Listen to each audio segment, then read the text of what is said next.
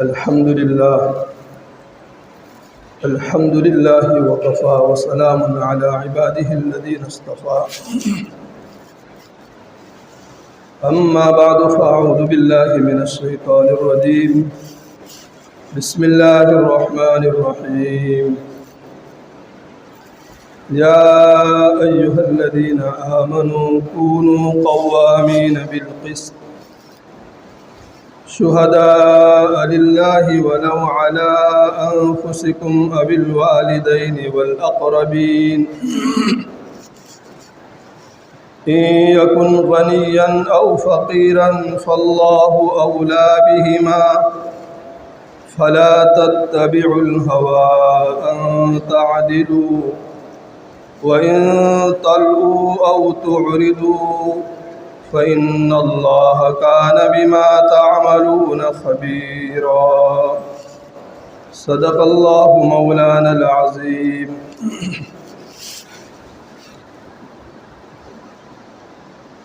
قابل احترام برادران اسلام،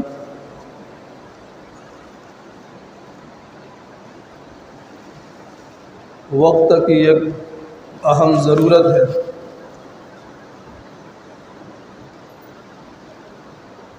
کہ دنیا کے سامنے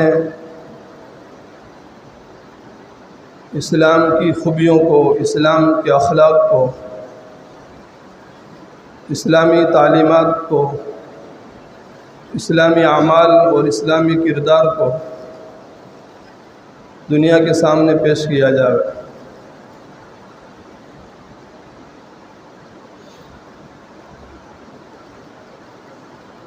اور اسلامی تعلیمات میں سے ایک اہم ترین تعلیم عدل و انصاف ہے۔ قرآن اور احادیث میں بڑی تاکید آئی ہے۔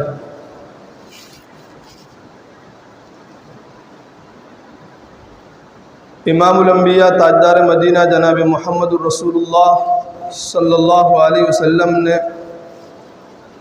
اپنے زمانے میں، اپنی زندگی میں عدل و انصاف قائم کر کے دنیا والوں کو ایسا نمونہ پیش کیا کہ کوئی ایسا نمونہ پیش نہیں کر سکتا۔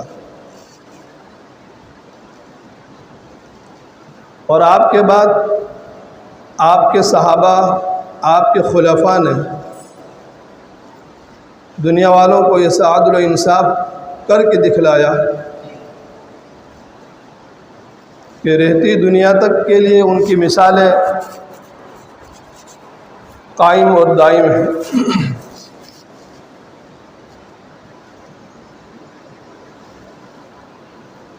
لیکن آج ہماری زندگیوں میں سے عدل و انصاف ایسا نکلا ہے کہ معلوم ہوتا ہے نعوذ باللہ اسلام میں عدل و انصاف کی کوئی حیثیت نہیں۔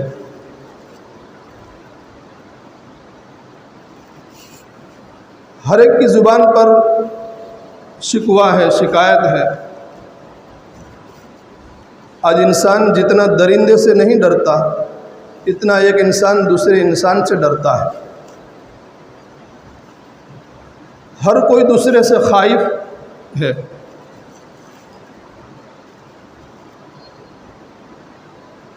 ظلم دنیا کے اندر ظلم عام ہو گیا ہے۔ کچھ واقعات کی روشنی میں عدل و انصاف کو بیان کر کے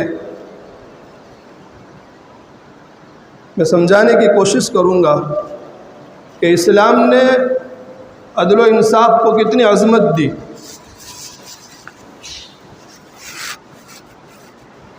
اپنا پرایا کچھ نہیں دیکھا۔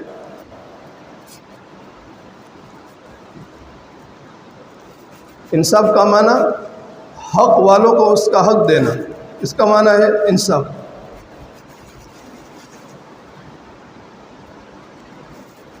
احتجاج، اشترائی، شکوے شکایتیں، پریشانی کا عالم دنیا میں جو ہو رہا ہے، وہ سب حق والوں کا اس کا حق نہ ملنے کی بنیاد پر سب ہو رہا ہے، بے انصافی، ظلم۔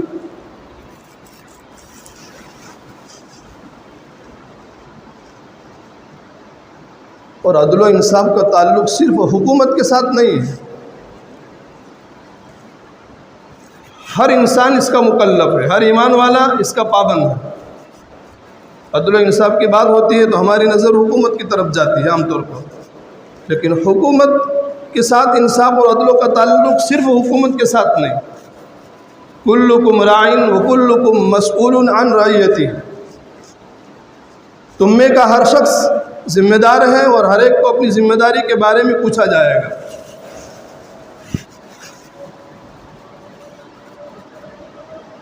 یا ایھا الذین آمنوا کونوا قوامین بالقسط، تمام ایمان والوں کو خطاب کر کے اللہ نے فرمایا قوامین بالقسط، انصاف کے اوپر جمے رہو، انصاف کے اوپر قائم رہو۔ ہر ایمان والا اس میں مخاطب ہے۔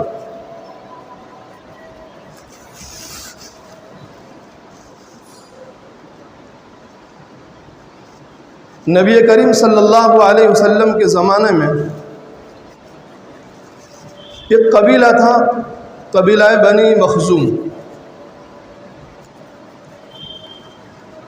اس قبیلہ کی ایک عورت فاطمہ نامی فاطمہ مخزومیہ نے چوری کا ارتکاب کر لیا،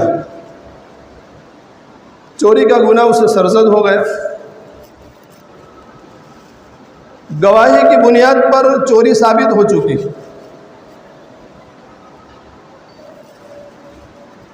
اب قرآن کا یہ قانون ہے، جہاں اسلامی ریاست ہو، اسلامی حکومت ہو، تو قرآن کا یہ فیصلہ ہے السارق والسارقۃ فاقطعوا ایدیہما، چوری کرنے والا مرد اور چوری کرنے والی عورت، ان کا ہاتھ کاٹ دیا جائے۔ یہ شرعی سزا ہے، قرآنی سزا ہے۔ تو جب فاطمہ مخزومیہ سے گناہ چوری کا سرزد ہو گیا اور گواہی کی بنیاد پر جب ثابت ہو چکی چوری، تو اللہ کے نبی صلی اللہ علیہ وسلم نے یہ شریعت کے قانون کے مطابق یہ فیصلہ سنا دیا کہ فاطمہ کا دایاں ہاتھ کاٹ دیا جائے۔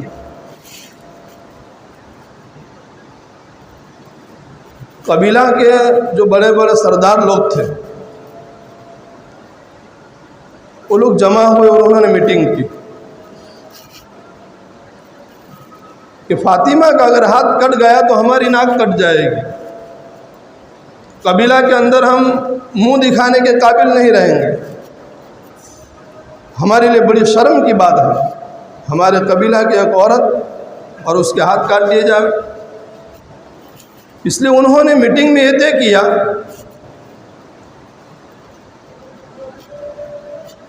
کہ ہاتھ کاٹنے کے بدلے میں جو بھی سزا تجویز کی جائے، درہم دینے پڑے، دنانیر دینے پڑے، اس کے بدلے میں کوئی بھی سزا طے کی جائے، وہ سزا ہمیں منظور ہے، لیکن ہاتھ کاٹنے سے بچا لیا جائے۔ یہ میٹنگ کے اندر سرداروں نے طے کیا، لیکن دربار رسالت مآب صلی اللہ علیہ وسلم کے اندر یہ بات پہنچاوے تو کون پہنچاوے؟ کس کی اتنی جرأت اور ہمت ہے کہ آپ صلی اللہ علیہ وسلم کی عدالت کے اندر شریعت کے قانون کے خلاف یہ فیصلہ سنانے کی ہمت کس کو ہوتی؟ تو انہوں نے حضرت اسامہ رضی اللہ تعالیٰ عنہ، جو آپ صلی اللہ علیہ وسلم کے ساتھ میں ہر وقت رہنے والے صحابی تھے، آپ کے چہیتے تھے، ہر دل عزیز تھے، تو انہوں نے حضرت اسامہ رضی اللہ تعالیٰ عنہ کو اس بات پر آمادہ کیا، قبیلہ بنی مخزوم کے سرداروں نے، کہ آپ ہماری اس معاملے میں سفارش کر دیں حضور صلی اللہ علیہ وسلم کے سامنے کہ فاطمہ کے ہاتھ کاٹنے کے بجائے جو بھی سزا آپ تجویز کریں یہ منظور ہے، لیکن ہاتھ نہ کاٹا جائے۔ حضرت اسامہ رضی اللہ تعالیٰ عنہ آپ صلی اللہ علیہ وسلم کی خدمت اقدس کے اندر حاضر ہوئے اور فرمایا اللہ کے نبی صلی اللہ علیہ وسلم قبیلہ بنی مخزوم کے سردار بڑے پریشان ہیں، اشک بہر ہے، اور ان کا یہ کہنا ہے کہ فاطمہ کے ہاتھ کاٹنے کے بجائے جو بھی سزا تجویز ہو ہمیں یہ منظور ہے۔ اتنا سننا تھا کہ نبی کریم صلی اللہ علیہ وسلم کا چہرہ انور غصے کے مارے اور جلال کے مارے سرخ ہو گیا اور فرمایا اے اسامہ، کیا میں تجھ سے اس لیے محبت اور شفقت کرتا ہوں کہ تو اللہ کے حدود میں سے کسی حد کے جاری ہونے میں رکاوٹ کا سبب اور ذریعہ بنے؟ اللہ کا قانون ہے، اللہ کا یہ فیصلہ ہے، السارق والسارقۃ فاقطعوا ایدیہما، اور تو اللہ کے حدود میں سے کسی ایک حد کے جاری ہونے میں میرے لیے رکاوٹ اور کا سبب اور ذریعہ بننا چاہتا ہے؟ پھر آگے فرمایا اللہ کے نبی صلی اللہ علیہ وسلم نے کہ تم سے پہلی امتیں اسی لیے تو ہلاک ہوئی ہیں کہ کمزور درجہ کے مجرموں کو قانون کے مطابق سزا دیتے تھے اور بڑے درجہ کے مجرموں کو چھوڑ دیتے تھے۔ قسم ہے اس پاک ذات کی جس کے قبضے میں محمد کی جان ہے، اگر محمد کی بیٹی فاطمہ بنت محمد بھی اگر چوری کر لیتی تو دنیا کی کوئی طاقت محمد کو فاطمہ کے ہاتھ کاٹنے سے نہیں روک سکتی۔ یہ عدل و انصاف کی جھلک اور اسلام کے اندر عدل و انصاف کی عظمت۔ حالانکہ حضرت فاطمہ رضی اللہ تعالیٰ عنہ آپ کی چہیتی اور لاڈلی بیٹی ہیں، آپ کو کتنی محبت تھی حضرت فاطمہ سے۔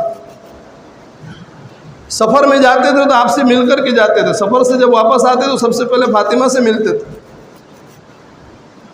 اور ایک مرتبہ حضرت علی سے فرمایا علی، فاطمہ میری جگر کا ٹکڑا ہے، اگر کسی نے فاطمہ کو تکلیف دی تو گویا کہ اس نے مجھے تکلیف پہنچائی۔ اور اس موقع کے اوپر آپ صلی اللہ علیہ وسلم فرماتے ہیں کہ اسامہ یہ تو فاطمہ مخزومیہ کا قصہ ہے، اگر فاطمہ بنت محمد بھی چوری کر لیتی تو یہ محمد صلی اللہ علیہ وسلم کو دنیا کی کوئی طاقت فاطمہ کے ہاتھ کاٹنے سے نہیں روک سکتی تھی۔ تو آج مجھے اللہ کے حدود میں سے ایک حد کو جاری ہونے میں رکاوٹ اور اس کا ذریعہ اور سبب بننا چاہتا ہے۔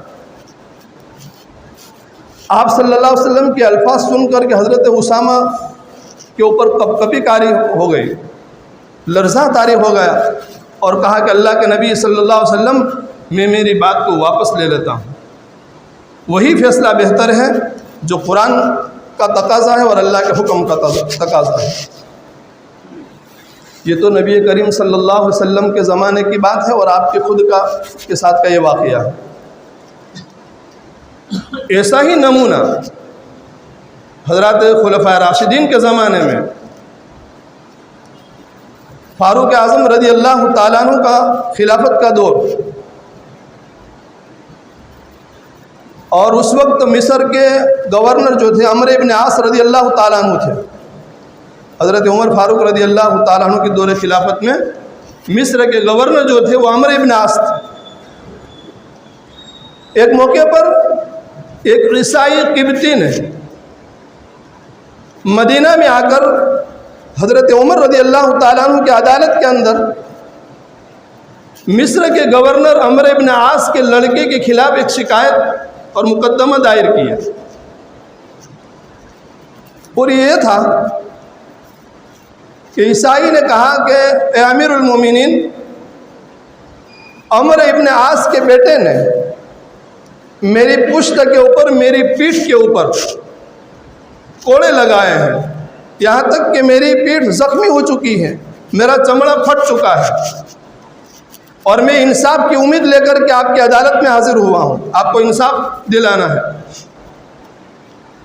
حضرت عمر رضی اللہ تعالیٰ عنہ نے مسئلے کی وضاحت چاہیے کہ پورا واقعہ سناؤ کیا ہوا۔ تو عیسائی قبطی نے کہا کہ مصر کے باہر گھوڑ دوڑ ہوئی. جو یہ پہلے زمانے میں ایسا ہوتا تھا, گھوڑ دوڑ ایک میدان ہوتا تھا جس میں گھوڑے دوڑائے جاتے تھے, کون سبقت لیتا ہے, ہر ایک اس کے اپنے اعتبار سے انعام ہوتے تھے, اور یہ مسابقہ اس طریقے سے ہوتا تھا. تو عیسائی نے کہا کہ مصر کے باہر گھوڑ دوڑ ہوئی جس کے اندر میرا گھوڑا بہت تیز رفتار تھا اور طاقت والا تھا, چست تھا, تو میرا گھوڑا سبقت لے گیا, یہاں تک کہ عمرو ابن عاص کے بیٹے کے گھوڑے سے بھی زیادہ سبقت لے گیا. تو عمرو ابن عاص کے بیٹے سے یہ برداشت نہیں ہوا, اور اس کا غصہ میرے اوپر یہ نکالا کہ مجھے اتنا پیٹا کہ میری پیٹھ کو پھاڑ دیا کوڑے کے ذریعے سے, اور حضرت عمر کو دکھایا, دیکھو میری پیٹھ کے اوپر زخم ہے. حضرت عمر نے دیکھا. حضرت عمر رضی اللہ تعالیٰ عنہ نے فرمایا کہ جب تک آپ کو میں انصاف نہیں دلاؤں گا وہاں تک کوئی دوسرا کام میں نہیں کروں گا. یہ کہہ کر کے حضرت عمر رضی اللہ تعالیٰ عنہ نے ایک قاصد کو خط لے کر کے بھیجا مصر کے اندر عمرو ابن عاص کے پاس, اور قاصد سے کہا کہ جا کر کے کہو کہ جس حال میں بھی ہو فوراً مدینہ حاضر ہو جاؤ. اور اس خط کے اندر یہ مضمون لکھا کہ عمرو ابن عاص, آپ کو مدینہ حاضر ہونا ہے اور آپ کے بیٹے کو ساتھ میں لے کر کے حاضر ہونا ہے کہ آپ کے بیٹے کے آزاد کوڑے نے ایک غریب کی پشت کو پھاڑ کر کے زخمی کر دیا ہے. عمرو ابن عاص رضی اللہ تعالیٰ عنہ نے جب یہ امیر المومنین کا خط دیکھا تو فوراً اپنے بیٹے کو لے کر کے مدینہ حاضر ہوئے. امیر المومنین حضرت عمر فاروق رضی اللہ تعالیٰ عنہ نے قبطی کو عیسائی کو بلایا اور تینوں کو عدالت کی کٹہری کے اوپر کھڑا کیا, حضرت عمرو ابن عاص کو اور حضرت عمرو ابن عاص کے بیٹے کو اور عیسائی قبطی کو, تینوں کو کھڑا کیا. اور عیسائی سے کہا کہ اب تم بیان کرو کیا ہوا تمہارے ساتھ میں. تو وہی پورا واقعہ گھوڑ دوڑ کا اس طریقے سے میرے ساتھ ہوا, میرا گھوڑا آگے بڑھ گیا اور عمرو ابن عاص کے بیٹے کا گھوڑا پیچھے رہ گیا. یہ برداشت نہیں ہو سکتا, جس کی نتیجے میں مجھے مارا اور کوڑے سے مارا اور میری پیٹھ کو زخمی کر دیا. عمرو ابن عاص رضی اللہ تعالیٰ عنہ کے بیٹے نے سر جھکا لیا اور واقعے کی تصدیق کی کہ ہاں صحیح ہے, میں نے اس کے اوپر ظلم کیا ہے, میں نے اس طریقے سے اس کو مارا ہے. عمرو ابن عاص رضی اللہ تعالیٰ عنہ نے امیر المومنین حضرت عمر فاروق رضی اللہ تعالیٰ عنہ سے فرمایا کہ میرا کوڑا آپ لے لیجئے اور آپ میرے کوڑے کے ذریعے سے میرے بیٹے کی پٹائی کیجئے اور اس کا بدلہ دلوائے, عیسائی کا انصاف دلوائے. امیر المومنین نے فرمایا کہ اگر آپ کے کوڑے سے مارنا ہوتا تو مصر ہی میں مار دیتا, آپ کا کوڑا نہیں چلے گا, کہ کوڑا میرا ہوگا اور ہاتھ اس قبطی عیسائی کا ہوگا اور پیٹھ آپ کے بیٹے کی ہوگی. یہ کہہ کر حضرت عمر رضی اللہ تعالیٰ عنہ نے اپنا کوڑا اس عیسائی کے ہاتھ میں دیا اور کہا کہ اضربہ کما ضربک واخذلہ کما خذلک, تم اس کو ایسا مارو جیسا انہوں نے تم کو مارا ہے, اور تم ان کو ایسا ذلیل کرو جیسا انہوں نے تمہیں ذلیل کیا. یہ کہہ کر کے کوڑا دیا. تو قبطی نے عمرو ابن عاص رضی اللہ تعالیٰ عنہ سے فرمایا کہ جس وقت آپ کے بیٹے نے مجھے مارا تھا میری پشت کے اوپر, میری پیٹھ کے اوپر کپڑا نہیں تھا, میری پیٹھ ننگی تھی. عمرو ابن عاص رضی اللہ تعالیٰ عنہ نے اپنے ہاتھوں سے اپنے بیٹے کے جسم کے اوپر سے کپڑا نکالا اور پیٹھ کو ننگا کیا, اور پھر قبطی سے کہا کہ اب بدلہ لے لیجیے. ایک عیسائی قبطی نے بدلہ لے لیا. بدلہ لینے کے بعد واقعہ کا نچوڑ اب سمجھیے آپ, عدل و انصاف کا کیا فائدہ ہے اور اسلام نے اتنی اہمیت اس کو کیوں دی ہے, اور اسلام کے اندر عدل و انصاف کی عظمت کیا ہے. آج ہم لوگوں نے ہمارے کردار کے ذریعے سے, ہمارے اعمال کے ذریعے سے, ہمارے اخلاق کے ذریعے سے اسلام کی غلط ایڈورٹائز اور غلط تعارف کروایا. گزشتہ جمعہ میں نے کہا تھا کہ کسی بھی مذہب کا تعارف اس مذہب کے ماننے والوں کے اعمال کے ذریعے سے, ان کے اخلاق کے ذریعے سے, ان کے کردار کے ذریعے سے ہوتا ہے. ہم نے صحیح اسلام دنیا کے سامنے پیش ہی نہیں کیا. اسلام کے اوپر آج ایک بدنما داغ یہ بھی ہے اور تہمت یہ لگاتے ہیں کہ اسلام ظلم پسند مذہب ہے, نعوذ باللہ, دہشت گرد مذہب ہے. حالانکہ ظلم کا تصور اسلام کے اندر کیا ہی نہیں جا سکتا. نہ اسلام نے کبھی ظلم کیا ہے، نہ کبھی ظلم کرنے کی اجازت دی ہے، نہ کبھی اس کو برداشت کیا ہے. قبطی نے جب بدلہ لے لیا، اس کے بعد چیخ کر کے بلند آواز کے ساتھ کہا، اے امیر المومنین، کہنے والے نے صحیح کہا ہے کہ محمد کے غلام انصاف پرور ہوتے ہیں. آج میں نے میری آنکھوں سے دیکھ لیا کہ محمد صلی اللہ علیہ وسلم کے غلام انصاف پرور ہوتے ہیں. مجھے بھی ان کی غلامی میں داخل کر دیجئے جن کی غلامی نے آپ کو یہ انمول سبق سکھائے ہیں. یہ کہہ کر کہ عیسائی قبطی اسلام میں داخل ہو گیا اور غلامان محمد کے سب کے اندر کھڑا ہو گیا. یہ ہے اسلام کے اندر عدل و انصاف کی عظمت کہ جس نے اسلام کو عرب سے عجم تک پہنچایا. اسلام کو عرب سے عجم تک پہنچایا. آج ضرورت ہے میرے دوستو، دنیا کے سامنے اسلام کی تعلیمات کو، اسلام کی خوبیوں کو دنیا کے سامنے صحیح پیش کرنے کی ضرورت ہے. حضرات انبیاء علیہ السلام کے زمانے میں، اس کے بعد آپ کے صحابہ اور خلفاء کے زمانے میں یہ عدل و انصاف قائم تھا. نہ اپنا دیکھا نہ پرایا دیکھا.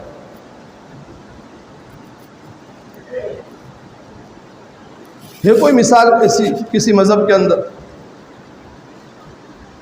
یہ پاکیزہ مذہب ہے، یہ اسلام عدل و انصاف پسند مذہب ہے. اسلام کے اندر ظلم کا کوئی تصور نہیں کر سکتا. کبھی بھی اسلام نے ایسی تعلیم نہیں دی. کبھی راستے میں جاتے ہیں تو دیکھتے ہیں کچھ لوگ جمع ہو گئے ہیں، بھیڑ بھاڑ ہے. معلوم کرتے ہوئے کیا ہوا تو کہ دو آدمی لڑ رہے ہیں. کون لڑ رہا ہے؟ ایک مسلمان ہے، ایک اپنا وطنی بھائی ہے. یہ سن کر کے سب آستین چڑھا کر کے ٹوٹ پڑتے ہیں وطنی بھائی کے اوپر. ارے بھائی، ہو سکتا ہے کہ اپنے بھائی ایمان والے کی غلطی ہو، وہ بیچارہ بے قصور ہو. اسلام کی پوری تاریخ اٹھا کر کے دیکھو، ایک واقعہ بھی ایسا نہیں ملے گا. یہ عیسائی تھا، قبطی تھا، عدل و انصاف کا یہ اثر ہوا. اس کے دل کے اندر اسلام کی حقانیت اور صداقت بیٹھی اور انہوں نے اسلام کو قبول کیا. کبھی تو کوئی صحیح اسلام پیش کرو دنیا والوں کے سامنے. ہم کیا کرتے ہیں؟ بارہا ایسے موقع آتے ہیں، ارے بھائی موقع ملا ہے، موقع کا لابھ لے لیتے ہیں. یہ ظلم ہے، شریعت نے کبھی اس کی اجازت نہیں دی. ہاں، اسلام کی تاریخ کے اندر یہ واقعات تو آپ کو ملیں گے کہ غیروں نے مسلمانوں کے اوپر ظلم کیا ہے، لیکن کبھی بھی مسلمانوں نے کسی غیر کے اوپر ظلم کیا ہو، یہ کبھی بھی آپ کو نہیں ملا. تحقیق تو کرو، کم سے کم پوچھو تو صحیح کہ جو دونوں لڑ رہے ہیں، چاہے وہ بے ایمان ہے، ہو سکتا ہے ہمارے ایمان والے بھائی کی غلطی ہو، یا حضرت عمر رضی اللہ تعالیٰ عنہ جیسے خلیفہ یہ کہہ سکتے تھے عیسائی کو کہ چل بھاگ یہاں سے. عمر ابن عاص رضی اللہ تعالیٰ عنہ کے بیٹے کے بارے میں تو شکایت کرتا، کہہ سکتا تھا. حضرت عمر کو کون روکنے والا تھا؟ لیکن حضرت عمر رضی اللہ تعالیٰ عنہ فرمایا کہ جب تک میں آپ کو انصاف نہیں دلاؤں گا وہاں تک کوئی دوسرا کام نہیں کروں گا. اور فوراً جو ہے وارنٹ جاری کیا، عمر ابن عاص کو اور ان کے بیٹے کو مدینہ سے، مصر سے بلایا اور یہ فیصلہ سنایا. اور اس طریقے سے یہ عیسائی اسلام کے اندر داخل ہو گئے. یہ اسلامی حقانیت اور صداقت ہے. اگر کوئی ایسا کر کے دیکھے، چاہے وہ اسلام میں داخل ہو کہ نہ ہو، لیکن زبان سے اقرار نہ کرے، دل کے اندر صداقت اور اسلام کی سچائی ضرور بیٹھ کر کے رہے گی. اللہ تعالی ہم تمام کو کہنے سے اور سننے سے زیادہ عمل کرنے کی توفیق عطا فرمائے. وآخر دعوانا الحمدللہ.